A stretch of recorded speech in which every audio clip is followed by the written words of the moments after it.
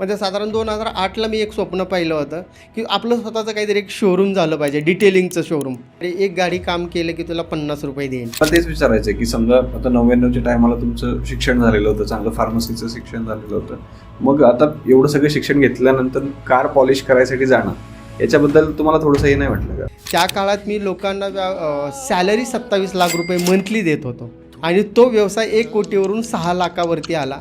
आणि त्याच्यानंतर त्यांनी पण मग त्या 7 टू व्हीलरच्या शोरूमला मी सुरुवातीला काम करायलो. टू व्हीलरचे यामाचं शोरूम, त्याच्यानंतर मग हिरो होंडा. त्या काळात हिरो आणि होंडा दोन्ही एकच अलाईन होते. हिरो होंडाचं कोलॅबरेशन होतं.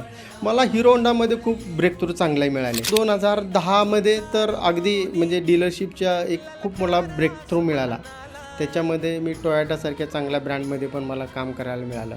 मग त्याच्यानंतर मग मी कुठे मागं वळून पाहिलं नाही. बऱ्यापैकी टोयोटा, होंडा, किया, आता किया लेटेस्ट तर किया आल्या 2019 नंतर, हुंडाई, अशा बऱ्याचशा OEMच्या डीलरशिपमध्ये व्हॅल्यू ॲडेड सर्व्हिस म्हणून आमचा एक पार्ट असतो.